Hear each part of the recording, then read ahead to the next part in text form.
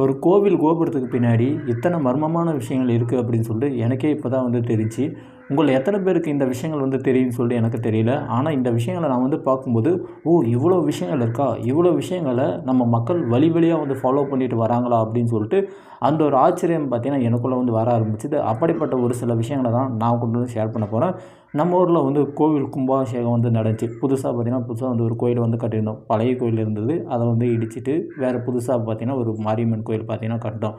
So இப்படி இருக்கும்போது அந்த கும்பாபிஷேகத்துக்கு முன்னாடி வந்து ஒரு சில விஷயங்கள் வந்து பண்ணாங்க. என்ன அப்படின்னா, கோபுரம் இருக்குல்ல, கோவில் கோபுரம். ஸோ அந்த கோவில் கோபுரத்துக்கு பார்த்தீங்கன்னா வந்து அங்கங்கே பார்த்தீங்கன்னா ஒயிட் வாஷ்ன்றது வந்து பண்ணாங்க. பெயிண்டிங்கிறது வந்து ஒரு 3 வருஷத்துக்கு அப்புறம் தான் வந்து பண்ணணுன்றனால அதுக்கு முன்னாடியே வந்து ஒயிட் வாஷ் அப்படின்றது நார்மலாக வந்து பண்ணிட்டாங்க. மற்றபடி சுற்றி இருக்கக்கூடிய எல்லா சிலைகளுக்கும் வந்து ஓரளவுக்கு வந்து பெயிண்டிங் பண்ணியிருந்தாங்க. அதேமாதிரி உள்ளேயும் வந்து நல்லா பக்காவாக வந்து க்ளீன் பண்ணிட்டு உள்ளே எல்லாமே பார்த்தீங்கன்னா பெயிண்டிங் ஒர்க்ஸ் எல்லாமே வந்து பர்ஃபெக்டாக பண்ணியிருந்தாங்க. டைல்ஸ் ஒர்க்லேருந்து எல்லாமே வந்து சிறப்பாக வந்து பண்ணியிருந்தாங்க. இப்படி இருக்கும்போது நாளைக்கு கும்பாபிஷேகம் அப்படின்றப்ப இன்றைக்கி நைட்டு ஒரு விஷயத்தை பார்த்தீங்கன்னா நம்ம ஊர் மக்கள் வந்து பண்ணாங்க. என்ன பண்ணாங்க அப்படின்னா, கோயிலுக்கு நிறைய தானியங்கள் வந்து கொடையாக வந்து வந்தது. சாமி ஊர்வலம் வந்து போகும்போது நிறைய பேர் வந்து தானியங்கள் வந்து கொடுத்தாங்க. ஸோ அப்படி பார்த்தீங்கன்னா கிட்டத்தட்ட வந்து ஒரு 10 மூட்டை நெல் பக்கம் பார்த்தீங்கன்னா கோயிலுக்கு வந்து வந்துச்சு. ஸோ இப்படி இருக்கும்போது நான் வந்து என்ன நினச்சேன் அப்படின்னா, இந்த நெல்லெலாம் வந்து என்ன பண்ணுவாங்க அப்படின்னா, காய வச்சு நல்லா வந்து வேய்ச்சி அரிசியாக்கி அப்படியே வந்து அன்னதானத்துக்கு வந்து யூஸ் பண்ணிடுவாங்க அப்படின்னு சொல்லிட்டு நான் வந்து நினச்சேன். ஆனால் வந்து ஒரு சிலர் வந்து என்ன சொன்னாங்க அப்படின்னா, இல்லை எவ்வளோ நெல்லையும் வந்து அந்த மாதிரிலாம் வந்து பண்ண மாட்டாங்க. கொஞ்சம் நெல்லை வந்து எடுத்து கலசத்தில் வந்து வைப்பாங்க அப்படின்னு சொன்னாங்க. கலசத்தில் வைப்பாங்க அப்படின்னு சொல்லிட்டு எனக்கு தெரியும். எப்பயே வந்து தெரியும். இது வந்து கேள்விப்பட்ட ஒரு விஷயம் தான். அந்த காலகட்டத்தில் மன்னர்கள் வந்து என்ன பண்ணாங்க அப்படின்னா, வழி வழியாக வந்து இந்த ஒரு விஷயத்தை வந்து பண்ணாங்க. இந்த மாதிரி கலசத்தில் வந்து நம்ம வந்து நெல்லை வந்து ஃபில் பண்ணி வச்சுட்டோம் அப்படின்னா, இந்த மாதிரி புயல் காலம் அந்த மாதிரி மழை காலங்கள் அப்படின்ற போது வரும்போது, ஸோ அந்த நேரத்தில் நம்மளுக்கு வந்து தேவைப்படுறதுக்காக எங்கேயுமே வந்து தானியமே இல்லைன்றப்ப கோயில் இருக்கா, கோயிலில் போனோம் அப்படின்னா நம்மளுக்கு வந்து தானியம் கிடைக்கும் அப்படின்னு சொல்லிட்டு கோவில் கோபுரத்தில் இருக்கக்கூடிய கலசத்தை வந்து எடுத்து அதில் இருக்கக்கூடிய அந்த தானியங்களை வந்து எடுத்து பயன்படுத்துவாங்க. அதேமாதிரி வந்து விதைக்கும் வந்து நம்முடைய பாரம்பரிய விதைகள் வந்து அழிஞ்சு போயிடும். நம்ம வந்து புதுசாக பார்த்தீங்கன்னா இப்போ வந்து ஹைப்ரிட் வந்து கொண்டு வரோம். ஸோ நம்ம பாரம்பரிய விதைகள் வந்து நம்ம இந்த மாதிரி வந்து போட்டு வச்சுட்டோம் அப்படின்னா, நமக்கு வேணுன்றப்ப அந்த பாரம்பரிய விதைகளை நம்ம வந்து எடுத்துக்கலாம். என்னதான் வந்து ஹைப்ரிட் வந்தாலுமே நம்ம வந்து ஒரு 10 வருஷம் முன்னாடி வந்து கோயில் கோபுரத்தில் வந்து வச்சோம் அப்படின்னா, அதை வந்து எடுத்து நம்மளால் வந்து பயன்படுத்திக்க முடியும். நம்மளுடைய நாட்டு விதைகளை நம்ம வந்து பயன்படுத்திக்க முடியும். ஸோ அதற்காக தான் இந்த மாதிரியான விஷயம் வந்து பண்ணாங்க அப்படின்னு சொல்லிட்டு நம்ம எல்லாத்துக்குமே வந்து தெரியும். ஆனால் இப்படி இருக்கும்போது 10 மூட்டை நெல் எப்படி வந்து கலசத்தில் வந்து வைப்பாங்க அப்படின்னு சொல்லிட்டு எனக்கு வந்து ஒரே சந்தேகம். நானும் வந்து யோசித்து பார்த்தேன். அதுக்கப்புறமா தான் என்ன சொன்னாங்க அப்படின்னா, சுற்றிங்கிறவங்க ஒரு சிலர் வந்து பெருசுங்கலாம் வந்து என்ன சொல்லிச்சு அப்படின்னா, பெருசுங்க வயசானவங்களாம் வந்து என்ன சொன்னாங்க அப்படின்னா, கோவில் கோபுரத்துலேயே வந்து கொட்டி விட்ருவாங்கப்பா நெல் அப்படின்னாங்க.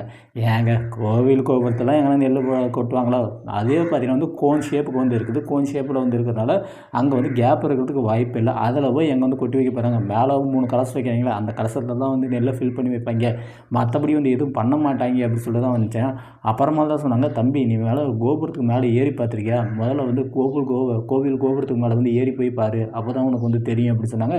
மேலே ஏறி போய் பார்த்தேன் அப்படின்னா, எனக்கு வந்து ஒன்றும் தெரியல. ஒரு சின்னதாக ஒரு கேப் மாதிரி விட்டுருந்தாங்க. அந்த கேப் வந்து எதுக்கு அப்படின்னா, அந்த இடத்துல வந்து கலசம் வந்து வைக்க போகிறாங்க. ஸோ அந்த இடத்துல வந்து மேலே வந்து சிமெண்ட் கலவை மாதிரி வந்து போட்டு அதுக்கு மேலே வந்து கலசம் வந்து வைப்பாங்க.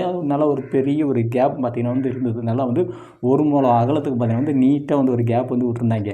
பார்க்கும்போது என்னடா இது இவ்வளோ பெரிய கேப் விட்டு வச்சுருக்காங்க, உள்ளே என்னடா இவ்வளோ பெரிய ஓட்டையை விட்டு வச்சுக்கிறீங்க அப்படின்னு சொல்லிட்டு கீழே போய் வந்து கேட்டேன். ஏங்க எதுக்குங்க சம்மந்தமே இல்லாமல் இவ்வளோ பெரிய ஓட்டையை வந்து விட்டு வச்சுக்கிறீங்க அப்படின்னு சொல்லி வந்து கேட்டேன். மழை காலம் பேஞ்சுச்சு அப்படின்னா தண்ணி உள்ளே போயிடுச்சுன்னா சேக்கம் பிடிச்சிச்சின்னா கோபுரம் டேமேஜ் ஆகிடுறதா அப்படின்னு சொல்லிட்டு வந்து கேட்டேன். அதுக்கு அந்த பெருசு வந்து சொல்லிச்சு, தம்பி அந்த கேப் எதுக்குன்னு தெரியுமா? அங்கே 10 மூட்டை நெல் வந்து சேர்ந்து நிற்குதுல, இந்த 10 மூட்டை நெல்லையும் மேலே வந்து கொட்டுவோம் அப்படின்னாங்க.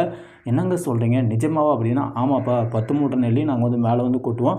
கோயிலுடைய கோபுரத்துடைய சைஸுக்கு ஏற்ற மாதிரி வந்து 20 மூட்டை 30 மூட்டை நெல் கூட பார்த்தீங்கன்னா கொட்டுற மாதிரி இருக்கும். நம்ம கோவில் கோபுரமே வந்து கிட்டத்தட்ட 20 மூட்டை நெல் பிடிக்கிற மாதிரியான கோபுரம். ஸோ இந்த இடத்துல நம்ம வந்து 10 மூட்டை தான் வந்து கொட்டுறோம். ஸோ இந்த நெல் வந்து நம்மளுக்கு வந்து இன்னும் வந்து தேவைப்படுது. நிறைய பேர் வந்து கொடையாக வந்து கொடுத்தாங்க அப்படின்னா அதையும் வந்து நம்ம வந்து கொட்டலாம். பட் நம்ம இருக்கிறத வச்சு வந்து பண்ணிக்கலாம் அப்படின்றனால கிடைச்சிருக்கக்கூடிய நெல்லை மட்டும் தான் வந்து உள்ளே கொட்டுறோம் அப்படின்னு சொல்லிட்டு உடனே அந்த இடத்துல இருக்கக்கூடிய பசங்க எல்லாத்தையும் வந்து கூப்பிட்டு எல்லாத்தையும் வந்து பேக் பண்ண சொல்லி, இன்க்ளூடிங் மீ நானும் தான் சேர்ந்து பார்த்தீங்கன்னா என்ன பண்ணேன் அப்படின்னா, நெல்லை பூரா வந்து கோணி பையில் கட்டி தூக்கின்னு போய் மேலே அந்த ஓட்டையில் ஃபுல்லாக வந்து கொட்டி விட்டோம். பாதி தான் வந்து நிரம்பிச்சு. உள்ளே போய் பார்த்தா வந்து பாதாள மாட்டம் பார்த்தீங்கன்னா உள்ளே வந்திருக்கு. ஸோ எல்லா கோபுரம் நம்ம ஊர் கோபுரம் மட்டும் இல்லை, நீங்கள் கண்ணில் பார்க்குற எல்லா கோபுரத்துலேயுமே உள்ளே வந்து மினிமம் ஒரு 5 மூட்டை நெல்லாச்சும் வந்து இருக்குது. ஏதாவது ஒரு கஷ்டகாலம், வறட்சி வருது, நம்மளுக்கு வந்து உணவு பற்றாக்குறை வருது, இல்லை வந்து மழை, புயல் அப்படி சொல்லி ஏதாவது இயற்கை சீற்றத்தால் வந்து பாதிக்கப்படுறோம், இல்லை வந்து நம்மளுக்கு தானிய தேவைகள் வந்து இருக்குது அப்படின்றப்போ, ஸோ அந்த மாதிரி நேரத்தில் நம்ம வந்து அந்த கோபுரத்தை வந்து டெஸ்ட்ராய் பண்ணி, அது டெஸ்ட்ராய் இல்லை, ஓப்பன் பண்ணி நம்மளால் பார்த்தீங்கன்னா எடுத்து பயன்படுத்திக்க முடியும். அதே மாதிரி இன்னொரு விஷயத்தை வந்து கேள்விப்பட்டேன். என்ன அப்படின்னா 12 வருஷத்துக்கு ஒரு முறை வந்து கோவில் கும்பாபிஷேகம் அப்படின்ற இந்த ஒரு விஷயத்தை வந்து பண்ணுவாங்க. என்ன காரணம் அப்படின்னா, நம்ம வந்து நெல்லை கொட்டி விட்டோம் அப்படின்னா ஒரு கொஞ்ச நாள்லே ஒரு 2 வருஷம் 3 வருஷத்துலேயே பார்த்தீங்கன்னா நல்லா காய வச்சு போட்டோம் அப்படின்னா ஓரளவுக்கு பார்த்தீங்கன்னா ரொம்ப நாளைக்கு வந்து தாங்கும். இதே வந்து நம்ம ஒரு நாளாக பார்த்தீங்கன்னா மழை வந்து ரொம்ப அதிகமாக பெய்யுது, உள்ள வந்து தண்ணி ஏதாவது இறங்குது அப்படின்றப்ப ஸோ ஓரளவுக்கு வந்து டேமேஜ் ஆயிரும். நெல் எல்லாமே பார்த்தீங்கன்னா வந்து கருகி போன மாதிரி ஆயிரும். நெல் மட்டுமே வந்து போடுறதுக்கு மற்ற எல்லா தானியங்களையும் வந்து போடுவோம். கம்பு, சோளம், கேழ்வரகு அப்படின்னு சொல்லி எல்லாத்தையுமே பார்த்தீங்கன்னா நம்ம வந்து மேலே வந்து கொட்டி வைப்போம். ஸோ எல்லாம் வந்து டேமேஜ் ஆகிடுச்சு அப்படின்றப்ப அதை வந்து ரீஃபில் பண்ணுறதுக்காக கும்பாபிஷேகம் அப்படின்றத வந்து பண்ணுவாங்க. அப்படி வந்து பண்ணும்போது உள்ளே இருக்கிற நெல்லை பூரா வந்து எடுத்துகிட்டு திரும்பவும் ஃப்ரெஷ்ஷாக பார்த்தீங்கன்னா நெல்லை வந்து ஃபில் பண்ணுவாங்க. ஸோ இதற்காக தான் 11 வருஷத்துக்கு ஒரு முறை கும்பாபிஷேகம், 11 to 12 இந்த பிட்வீன் கேப்பில் பார்த்தீங்கன்னா ஒரு கும்பாபிஷேகம் அப்படின்ற இந்த ஒரு விஷயத்தை வந்து பண்ணுறாங்களா. அதே மாதிரி இன்னொரு விஷயம் என்ன அப்படின்னா, இந்த கோபுரத்தில் வந்து அதிகமாக வந்து வரகை வந்து போடுவாங்க. வரகை வந்து எதற்காக வந்து அதிகமாக வந்து இந்த கோபுரத்தை வந்து ஃபில் பண்ணுறாங்க அப்படின்னா, இது மின்னலை தாங்கக்கூடிய வலிமை கொண்டது அப்படின்றாங்க. வரகுன்றது மின்னலை தாங்கக்கூடிய வலிமை கொண்டதான். அதனால் வந்து அதிகமான வரகுகளை தான் இந்த கோயில் கோபுரத்தில் வந்து கொட்டுவாங்க அப்படின்ற இந்த ஒரு விஷயத்தை வந்து சொல்கிறாங்க. அதே மாதிரி இன்னொரு விஷயம் என்ன அப்படின்னா, மேலே வந்து 3 கலசம் வந்து வைக்கிறோம்ல, ஸோ எங்கேயாவது அக்கம் பக்கத்தில் வந்து இடி மின்னல் வந்து வருது அப்படின்னா, அந்த இடி மின்னலை அது தான் வாங்கிக்கிறதுக்காக அந்த ஊர்லேயே வந்து உயரமான ஒரு கோபுரமாக வந்து நம்ம கட்டுற கோயில் கோபுரம் தான் வந்திருக்கும்.